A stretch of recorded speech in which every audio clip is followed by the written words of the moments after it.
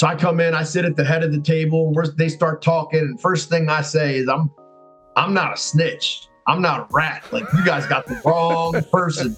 I can't work here. I know you guys. I know what you're into. I'm not ever going to work here. And they were like, you don't have to do any of that. And I was like, what do you mean? They were like, well, we want you to teach people how to do what you've done. Start a business, be successful, be a positive member of your community, be a good husband, be a good father, be all of these things, and teach people how to assimilate, because you came home after doing 15 years in prison and you found your place in this world. Today changes my whole entire life.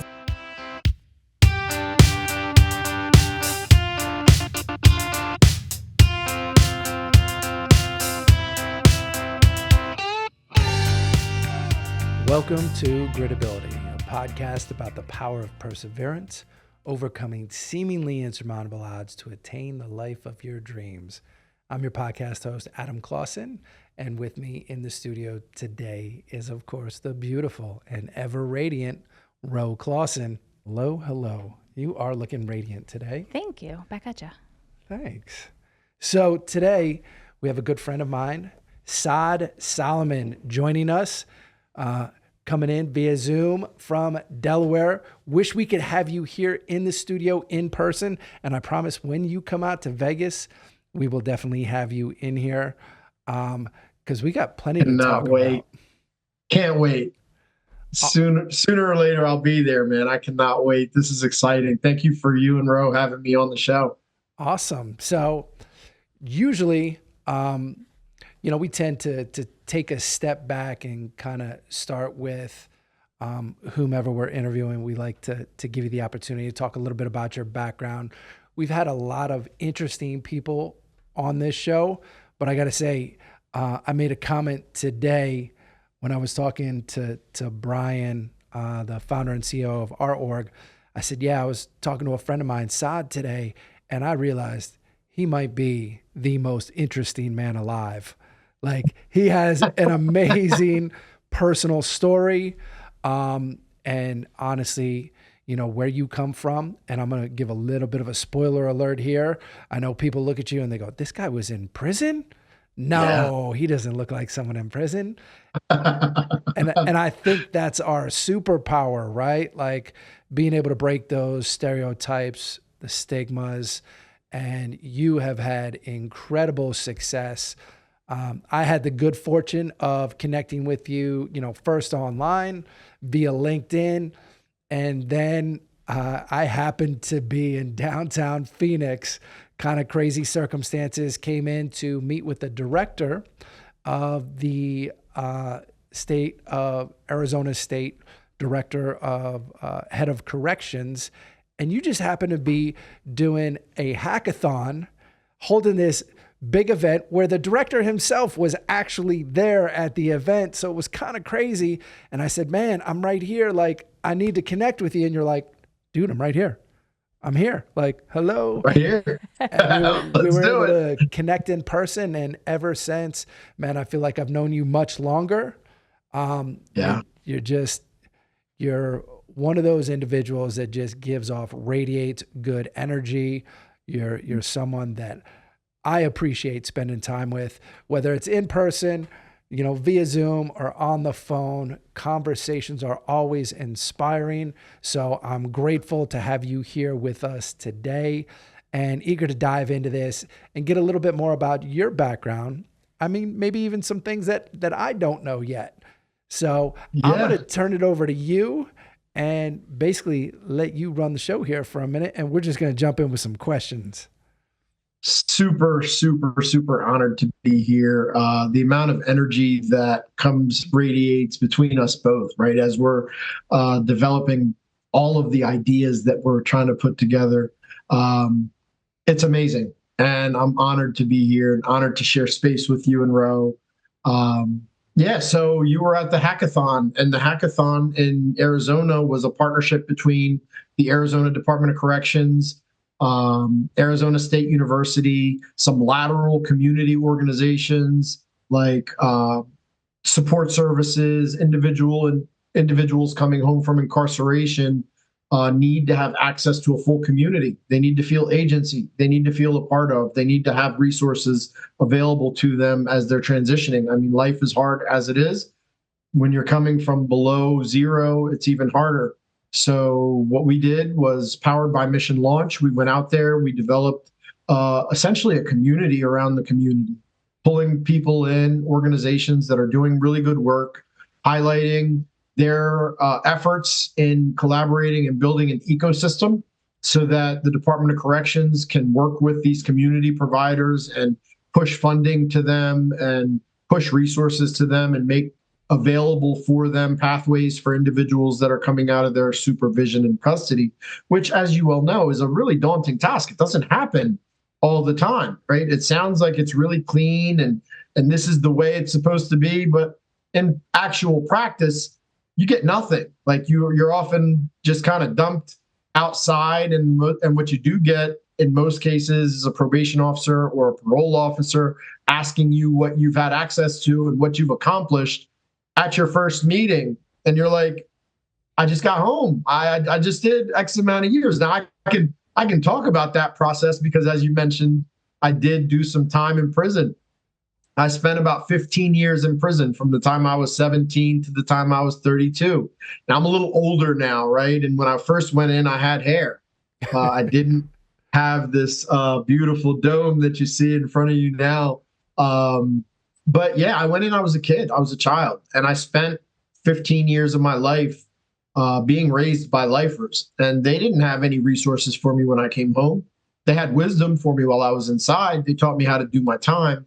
But when I came home, I had to figure this thing out. And I did. I figured it out and was able to do some things that are pretty impressive. And I look back and I'm like, I lived this life that's really amazing. But I also look back and I say, I'm charged with a responsibility that if I don't put forth the energy of trying to make sure that someone else coming after me's path isn't a little easier, then it was all for naught. You know what I mean? So I came home after doing 15 years and I started getting at it. I started working at those like low-hanging fruit jobs. My first job was at a pizza shop. My second job was at a payday loan company, answering phones. And my third job was at a church, cleaning up. Now, you can do those jobs, and I was working 2 full-time, 1 part-time, and working about 140 hours a week, and swore that I was crushing it. Like I'm killing it. Well, my taxes that year said I made $24,600, right? 2 full-time jobs, 1 part-time job, probably about 100% under the poverty level. And so I realized that I couldn't sustain that. So I started my own landscaping company, and that took off. So opportunity, most people enter entrepreneurship because they have this wonderful idea they feel is going to transform humanity. And it's like, oh, I'm going to start this and I'm going to push this forward. I ended up as an entrepreneur by necessity because the world wasn't going to pay me what I was worth. I was looked at as damaged goods, as somebody that was second class, as a stigmatized, broken piece of machinery just put in a corner somewhere and pay minimum wage. So I had to make my own stake in this world, and I had to make my own path, and so I did. Wow, that's amazing. I want to step back for a second because you talked about while you were on the inside, those lifers that really poured into you. They didn't have anything on the outside, but they had plenty to offer on the inside. Yeah, man. What was it? What would you say was most beneficial that they were able to impart on you? If I had to say most beneficial, that's such a good question. Adam, you're nailing it. Such a good question. That everybody had a story, right? So from the very beginning, when I first went in, I was this 17-year-old that knew it all. I had life figured out. I had all kinds of ideas of what life was and how it was going to be. And what they taught me from the very beginning was initially, right? We talk about today, diversity, equity, and inclusion, and those trends in business and what they mean to business. Well, what they mean is that you take an initiative and an intentional effort to really get to know, to humanize the person, the subject, the population that you're endeavoring to work with. And what they taught me back then were those three concepts of diversity, equity, and inclusion.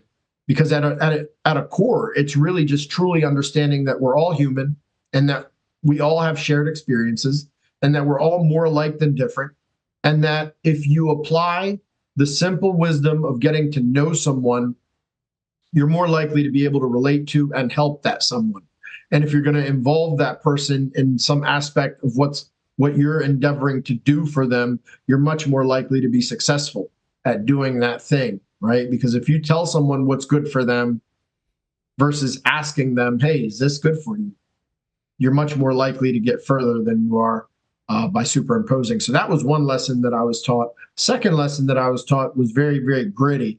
It was like, don't ever allow someone to take advantage of you, right? And that, you think about it, it sounds really visceral. It's like, wow, that's a deep idea, but how do you do that, right? Well, there are so many ways that individuals can take advantage of other individuals. And so they taught me, not to borrow, not to be in a position of vulnerability, not to put myself in and be out there and put myself in positions where I'm attracting the wrong kind of attention. And so that's the kinds of lessons that I grew into. And then there were wisdom pieces like, don't always speak. Just shut up sometimes and listen. That's a great advice, right? And to a 17-year-old, I know for me early on, some of that wisdom fell on deaf ears. It took me a while to go, that's what they were talking about. I wasn't as quick to learn many of those lessons. Yeah. But I will say I was very fortunate. I had some good people who also schooled me. So what you said about, not letting people take advantage of you, I think there's a lesson in that. And Ro and I talk about this pretty often nowadays about how we choose to conduct ourselves and conduct our business and the similarities of those of us who come from that background, just the way when we give our word, how it means something, and our commitments, our values. And for other people outside of this that don't have our background, yeah, I'm sure that's a little shocking to realize the level of integrity, the values that we have and what means something out here in the world. Like, there are people who are quick to go back on their word, and who don't have those same values. And that's been really disappointing. That's been a difficult lesson for me to learn on this side, because in that environment, it meant so much. That was one of those initial rules. Like, you just don't do that. Well, it could cost you your life. It's to the point. No, you're absolutely right. It's to the point where people out here and I always say this, people out here, like, you'll hear me just say, like, people out here, and everybody understands that it's just me talking about, like, my community versus the people out here. They'll take advantage of us with that loyalty. Yeah, absolutely. And these are the people that we thought were always doing the right thing. We were on the opposite side of the tracks. We know this. Like, we got gritty. We were into it. The gritability of the life we were living was super. Like, we got it in. We banged hands. We banged ass. We did our fucking thing. We rocked. But the people out here that we give these same loyalties to can take advantage of us without us knowing that they're taking advantage of us, because we're so predictable. Because our integrity is so in line. They can see that we're going to take this step. Oh, Saad will always deliver. He said it, that means he's going to do it. That makes you predictable in business, and that's not always a good thing, especially when you're talking about strategic joint ventures. You're talking about business partners that could be malicious, that could be trying to benefit more so than what we can benefit. And look, let's be honest here. We embody and espouse greatness. We've been through the fucking jungle. We've pushed it, tried, tested. They've hammered our steel and it's come out pure. People want to monetize that. And so out here, it's different than it is in there. Like in there, we had a code. We honored it. We were the ones inside when everybody out here had betrayed the code. So we honored the code. We lived by it. And there were severe consequences for betraying it. Well, out here, the world didn't operate under that same degree of integrity. You know what I mean? So like it's one thing that I've learned as a businessman operating in the space of the public sector and the private sector here is that you have to be very, very, very careful on who you trust and who you allow the benefit of those values, the benefit of that integrity, that loyalty, that predictability, because it can be used against us. And I've had instances in which it was, you know what I mean? And so it's like, makes you think. Doesn't mean that I'll ever change who I am. No, it'll just mean that I change the way I engage situations and engage opportunities. But yeah, no, it's a deep concept when you really think about it. What? Go ahead, Ro. It really is. And like, that was just a mic drop moment. And I was blinking away tears almost at some points because we were never really able to find words or put words or reasoning to experiencing exactly what you just explained over and over and over again over the past 3 years since Adam has been home. And it's disheartening. And I was just saying it in the car the other day, and I was half joking, but I'm like, I'm never promoting choosing violence, but I wish that people out here, especially in business, had to experience repercussions for their dishonesty and their lies and living outside of that integrity, because we have experienced that over and over and over again. So, and you've been very successful in business since you've been home. So how have you been able to navigate that and not compromise your own integrity, but still, like you were saying, sometimes it could be not a bad thing, absolutely not a bad thing, but used against you? How are you able to navigate that and still be successful? Oh, man. So that's a good question. Disengage when you find yourself in a fucked up situation. You just have to disengage, no matter how emotionally driven you are to it, no matter how emotionally connected you are to it. One thing about us is that we end up emotionally connected. At least I know me. I feel emotionally connected to this reality that I see form in front of me. Because I've lived in such difficult moments where I had no opportunity. When I see an opportunity, I immediately begin to imagine what that opportunity can look like and my role in it and how I can form it so that it can benefit the people that I want to benefit, right? Those formerly incarcerated, those people struggling with substance use disorder, those people struggling with mental health, severe, persistent. That is the group that I identify the closest with, because that's the group I spent the largest chunk of my time of living with. So I identify in my own mind that I create a story, and then I become loyal to the story. And then I'll do anything. I'll push past it, because there comes the grit, right? That point in your life where you're thinking, no matter what happens, just never quit. Well, there are some times when you recognize that there's a bad actor in your circle, you have to quit and then leave them high and dry.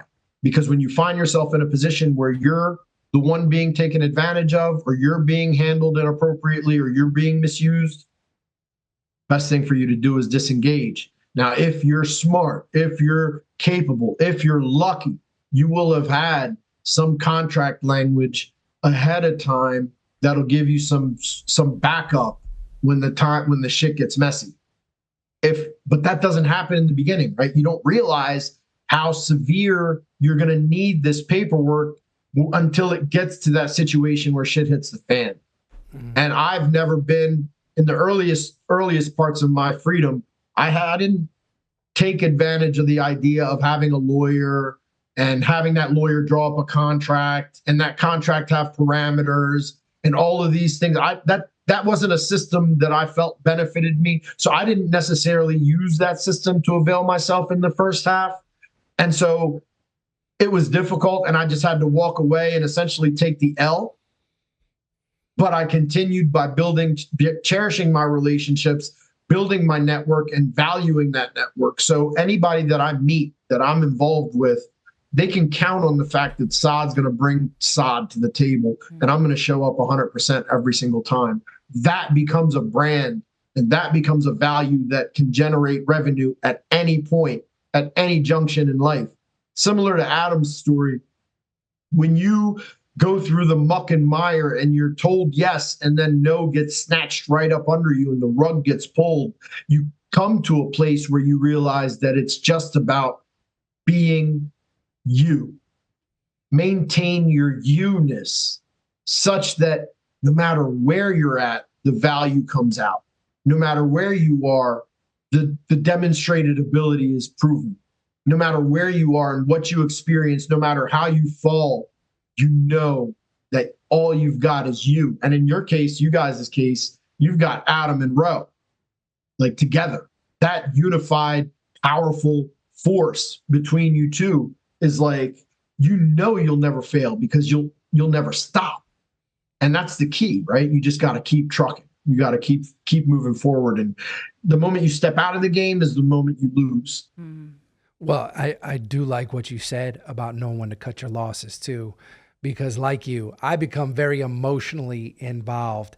That story, I write the whole story. I am like the main character in it. I am all in, and I'm fully committed to get it done. Whatever that is, like, you can count on me. I'm going to get it done.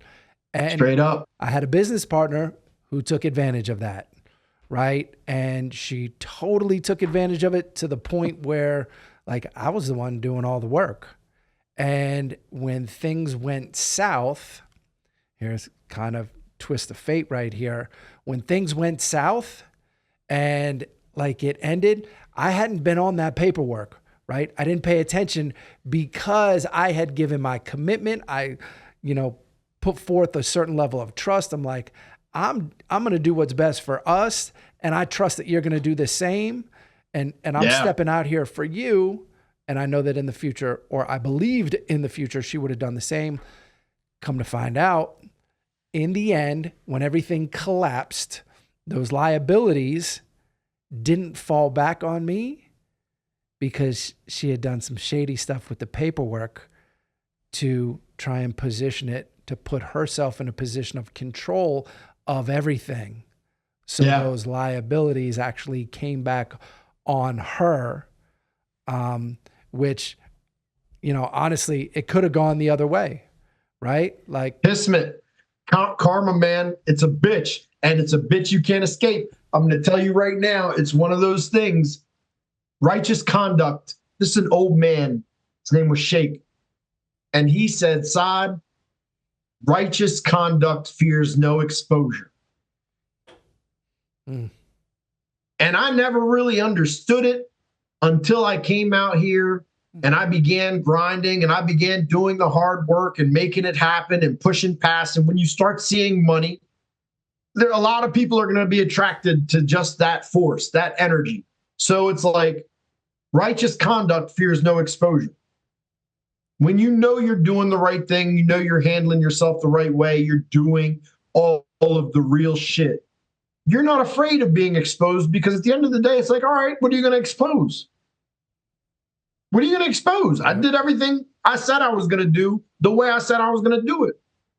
But I'll tell you, Adam, it's unique because today I have relationships with lawyers that are similar to friendships, right? So I talk to my, I swear to God, and I never had this before. I mean, I swear over like the past 4 years, I've developed relationships with lawyers such that whenever anymore I get a question, I'm like, I'm going to call such and such. And I just jump on the phone and call him. And he's like, yeah, Saad, I think that's a great idea, but here's what I would consider. And sure, a couple weeks later, I get a fucking bill for just a phone call. That's cool. But you know what? That $200 bill for that phone call is worth it, because the things that he told me to look out for are going to save me thousands later.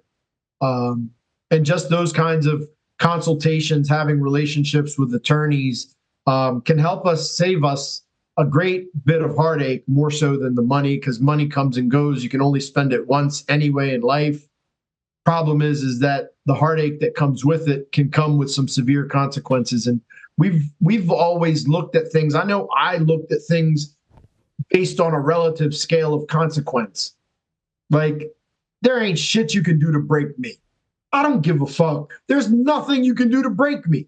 I've been here, and I've been everywhere in between. So as long as I'm not in prison, I'll deal with it. But that consequential thinking, putting it all against this extreme punishment, which we experienced and endured for a decade and a half, then you're really dismissing all of these other consequences along the way to get to this severity, because we know we can handle this. Nothing can break us.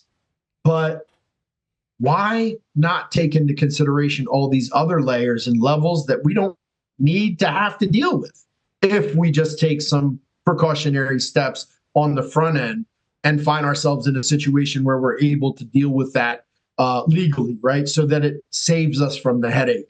And it becomes a matter of thinking that just you have to kind of experience in business, you have to experience in the free market to determine. There's not a lot of people are like that. You know what I mean? There are some people out here that are solid like us, that are just good people. And we flock together. We attract each other. When we find each other, it's like we hold on to each other. We build relationships together. We do business together. We present networks to each other. We start to build. Eventually, we find our own island because we built our own lanes around. You know what I mean? And then it's like no new friends. I don't want nobody in the mix. We've got our whole circle set up. We're straight. Thank you what you're selling, but no thank you, sell it later. We're not interested, because we've got our own economic foundation where we can all support each other and all kind of pass balls between one another and have this foundation where we're not in need of others. It's the time when you're in need that you get taken advantage of. It's never when you're on top. Man, preach. So listen, so you left off with, because you've been dropping all sorts of gems here, right? And this is all based on the experience that you've had, but you left off at the landscaping company. And so there's a lot in between. Can you walk us through there? How do you get from there to where you are right now? Yeah. So landscaping, I was grinding and it was hugely successful. And I was seeing some amazing numbers. I was seeing some amazing activities. And 2 doors down from me was the director of Operation Safe Streets. And this man's name was Craig. He was the director of what is the equivalent of like the Delaware Probation SWAT team. They supervise violent offenders, which I was a violent offender. I went to prison for accidentally killing my best friend in a botched robbery back in 1995. God rest his soul. And so I came home on 0 tolerance, violent offender probation, right? So they had me under Safe Streets. And he lived 2 doors down from me, and he had a microscope on me because I'm in his neighborhood, right? So he got a chance to see what I was doing and how I was living. And he saw me grinding. He saw me successful. He saw me succeeding. And sure enough, he was a good guy. Like, he truly believed in justice. And he was doing it probably a different way than most people would think is a good way to do it. But the way he was doing it was what worked for him. Well, he was seated on a joint task force operation between the governor's task force, state probation, state troopers, the United States Attorney's Office, the Department of Justice, and varying law enforcement agencies in Delaware. And the U.S. Attorney's Office at the time was headed by a lady named Kim under the auspices of a U.S. attorney named Charlie. And she said, I'd like to hire, at the time, of course, they used the language of felon, right? Ex-felon. We don't use that language anymore. We use more humanizing language, like someone who's been formerly incarcerated, because felon just says that he's a felon. He's a person that's a felon. He is a felony, or someone that commits felonies, versus someone that's been formerly incarcerated, which speaks to the life experience, the life event, and it sort of isolates the life event from the person. So it humanizes it a bit so that we can look at each other as humans rather than looking at each other as some stigmatized label. So So they said they wanted to hire someone that was formerly incarcerated. And he said, Craig, I know the right guy. I've been watching him. I know what he's doing, and it's great. So lo and behold, they called me into the United States Attorney's Office at the Department of Justice. Now, listen, I've never been a federal offender. I've never been involved in any federal case. So I thought they thought I was selling crack. I'm like, God damn, I'm making it. And they finally think I'm doing something. So I'm like, oh, man, I need all my accounts. I need all of my receivables, my contracts, my invoices. I need everything printed out so I can take this in and tell these people that I'm not selling crack.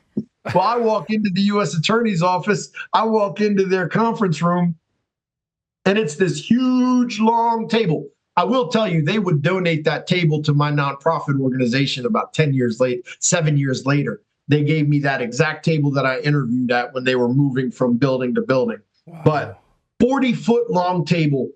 On the side of the walls, there was a picture of Barack Obama. He was the president at the time. Joseph Biden, who was the vice president at the time, and all the former U.S. attorneys that have ever served in Delaware, going all the way back to the wigs. Right? Remember the wigs? Like those people that were wearing like the colonial wigs. And I'm like, oh shit, this is a big table. And there's all these like white guys on the left side. And there's white guys on the right side of the table. And then there's this one black woman. Her name was Kim. She's my heart. So I come in, I sit at the head of the table. They start talking. And first thing I say is, I'm not a snitch. I'm not a rat. Like, you guys got the wrong person. I can't work here. I know you guys. I know what you're into. I'm not ever going to work here. And they were like, you don't have to do any of that. And I was like, well, what do you mean? They were like, well, we want you to teach people how to do what you've done. Start a business, be successful, be a positive member of your community, be a good husband, be a good father, be all of these things, and teach people how to assimilate, because you came home after doing 15 years in prison and you found your place in this world. You made a place for yourself in this world. And I was like,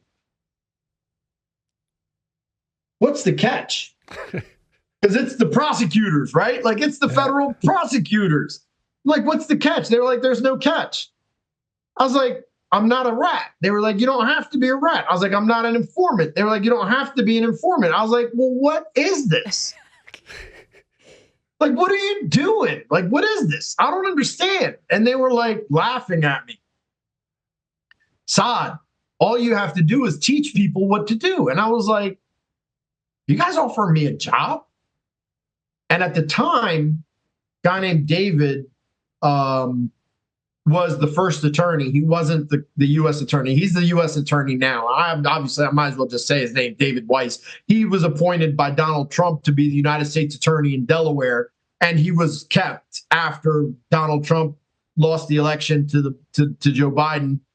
Joe Biden kept him as our U.S. attorney here in Delaware. So he's still the U.S. attorney. Great friend of mine and great guy.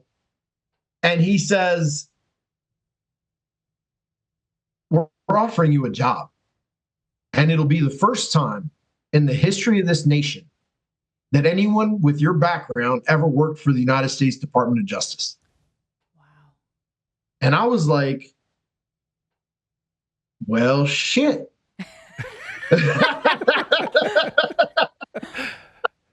So, like, fuck landscaping, I'm here. So, like, you know what I mean?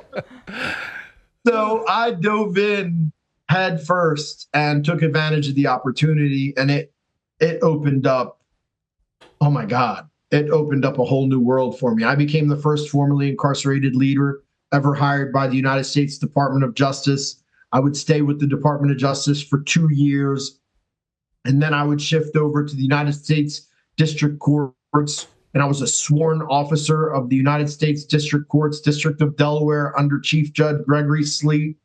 And I was sworn into the court service, and I was the senior reentry specialist here in Delaware, working for the United States Third Circuit, the entirety of the Third Circuit, but namely here in Delaware.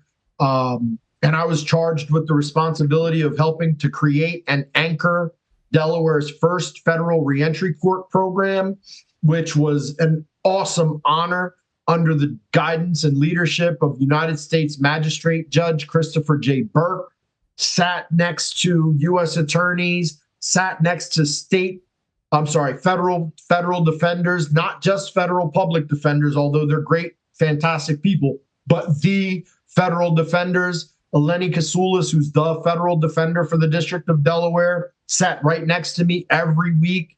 And we would just build opportunity around people's lives as they were coming home. And what we saw was remarkable. People were coming home and staying home. They weren't going back to prison. They were getting jobs. They were getting their driver's licenses. They were assimilating back to the community. They were getting cars. They were buying houses. They were starting businesses. They were doing all of the things that we want to see people do, that you and I know we're all capable of doing, that Ro believed in you to do when she first loved you.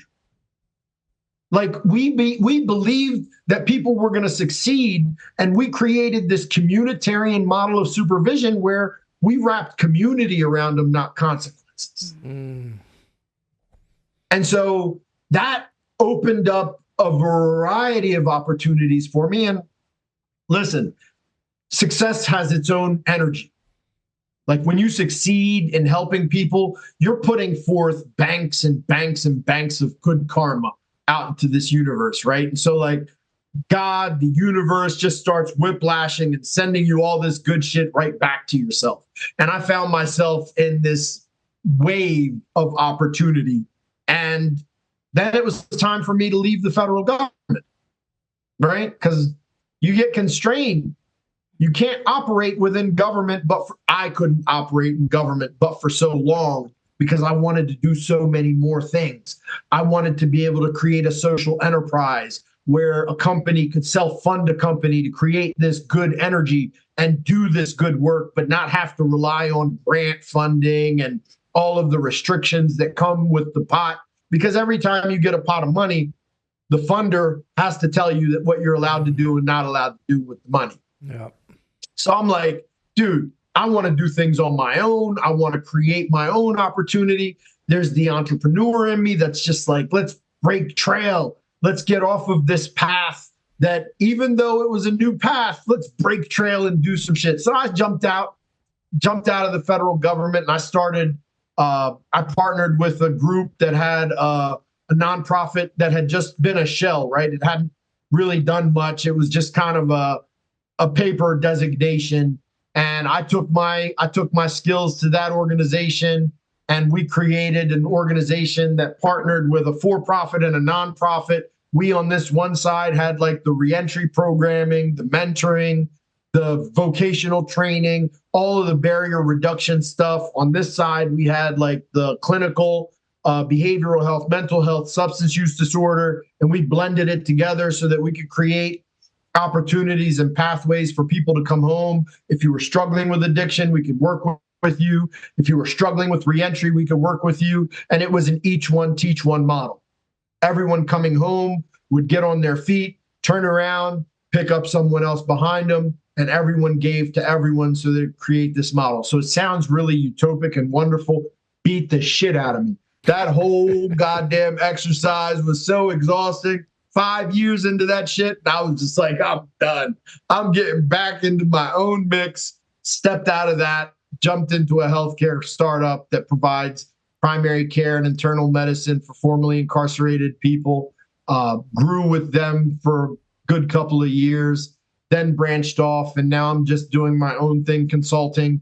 When companies contract with me, they contract with me for two reasons. They want to grow their company, or they want to permeate a market and saturate it with access markets that they've not been able to touch before. I find ways, strategic ways to bring market share to companies, and I expand their growth catchment. And I have a bunch of different opportunities that I do. Pretty much most of the work that I do is around formerly incarcerated and currently incarcerated people. So if there's any access that these startups have to providing services to people that are either currently incarcerated or formerly incarcerated, I'll provide assistance with them. I won't hit them over the head with a huge retainer or anything like that, but I'll certainly provide them with access to growth. And I've done that now with over a dozen companies. Wow. That's amazing. And you just took us through that whole journey, and man, there were parts of that I had never heard before. So I appreciate you sharing all of that. I can only imagine what it was like walking in that room the Oh my God. first time with all those people around that table. Yeah. Oh my God. Yo, it was bizarre. I was, you know you're not doing anything wrong. You know you don't have anything to hide, but yet you're still nervous. Yep. That feeling where you're just like, once I step behind these fucking locked doors, what's gonna happen, right? Like I could fight. I know I could probably get overpowered with the people that are behind these locked doors, and they could put me in handcuffs and they could put me downstairs. And next thing you know, I'm on my way in the back of a van somewhere to go to a prison. Like, you just think about it and you're just like nervous. I didn't do anything wrong. I didn't have anything to worry about. I had nothing to hide. I still couldn't fight the trauma of what I had experienced when I was still under the supervision. Mind you, at this point, I was still on fucking probation. I'm on probation and parole, walking into the U.S. Attorney's office for a fucking job. It was like, wow. Oh my God. How long had you been out at this point? So I came home March 23rd, 2010. I started working for the United States Attorney September 1st, 2011. Wow. Oh, wow. Wow. Okay. I was on probation. Bro, I'm telling you, I would go into my probation officer, and his name at the time, it was Tom Barry. Good guy, really good guy. Tom and I would talk, and I'd have to report. You know, when you're on probation, you have to report police contact. Yeah. You got to report police contact. So it became annoying as shit, because I'm like, all right, Tom, I got to report police contact because I talked to my boss. His name is Bob such and such. I talked to his partner, who's also a police officer, and her name is such and such. And I spoke to this police officer in the hallway. I spoke to this one at the water. I was just getting water because I need to drink something. He'd like, shut up, Saad, stop. Because I'm like, I had it documented, all these notes and shit of like how many police I engaged with. And he was like, whoa. None of that matters. And I'm like, but you just told me when I first came out here, I had to report all police contact. He's like, yeah, that's different. And I'm like, well, what do you mean? He's like, but you kind of like work with the police now, don't you? And I'm like, I don't work with the police.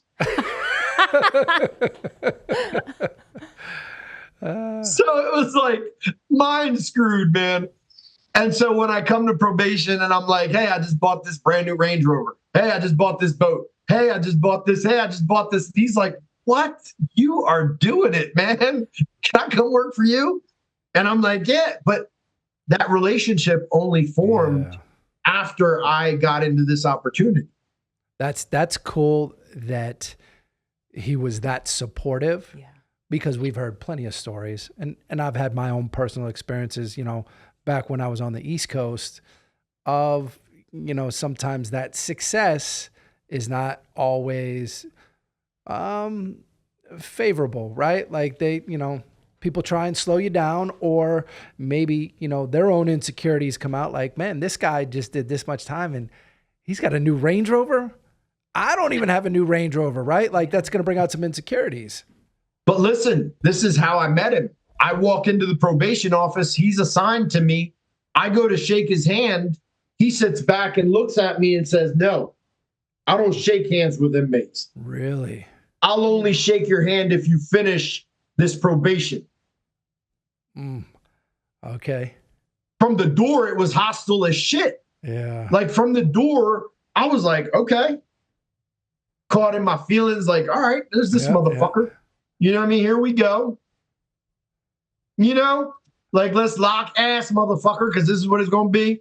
But I didn't take that position. You know what I mean? I kept that inside, and I was just like, I'm going to let my success speak for me. I'm going to let my own ability to make it past this bullshit speak for me. But by the time I was done my supervision, And it ended up happening really, really abruptly because my dad died all of a sudden in 2012. He was in Egypt. And so I went over to Craig's house 2 doors down and I was like, yo, man, I got to go to Egypt. My dad's sick. I'm not sure if he's going to be around much longer. And I haven't seen him since I've been home and I've been on probation. And he was like, go, just go straight up. I've got your back. Just go. We have to reach out to the courts because the judge is the only person that can approve you leaving the country. We can approve you going anywhere out of the states, but you can't leave the country without the judge's permission. So you just go see your dad, take care of your business. And he gave me that green light. I knew I had my back covered. So that next morning I went and got my passport. And that night I flew to Egypt. Wow. My dad died that morning as I was going to get my passport. But check it out. The judge, when he received this request for me to get special permission to leave the country, the judge dismissed my entire probation case. Oh, wow. Like he said, he doesn't need to be on probation or supervision. You people are like asking me to allow this man out of the country. And I'm saying, why do we even need him on probation at all? And so the probation office came back with, yes, we agree. We would be in full support of discharging his probation. And it was Tom Barry, it was that probation officer that told me from the door, he wouldn't even shake my hand, that called my ex-wife and told her, Saad's been discharged off of probation. Tell him he never has to come back to our office again unless he wants to. And if he wants to, he's welcome. Wow. Mind-blowing shit. Yeah. I had to live past the humiliation of a man not shaking my hand in order for me to have him call my ex-wife, who super great friends, were super tight no matter what, but he calls her and tells her that he never has to come back here unless he wants to. And if he wants to come back, he's welcome. Well, that really speaks to the impression that you made and that you left. And I'd be curious to know how much of that, your experience with him, ultimately changed his view on inmates or, individuals that come across his caseload, whether or not he, views them differently because of the experience that he had with you. I would hope so. And I would hope so. I think, working in this space is difficult. It's tough. We come from this background. We've been in the mix. We've been in the trenches. And we get disappointed when we see people that we're trying to help fall off the wagon, make bad decisions, find themselves in bad situations again. It's tough, man. The shit ain't easy out here. There are more people out here that struggle to find foothold out here because they just haven't done the internal work of letting go of some of their own fucked up demons. It's not the demons that are in prison that are most scary. It's the demons that we carry with us that we don't shed. Those demons are the ones that are most dangerous, right? Those are the scariest ones because they come out as soon as you start succeeding. They come out as soon as you start seeing something good. And then some little whisper in your head comes out. It's like, man, fuck, here we go again. And you're knee deep back in the mix. Probation officers, some are assholes. Some are complete assholes. And I won't even qualify that. I'll just say straight up, there is a whole group of probation officers that are just assholes, period.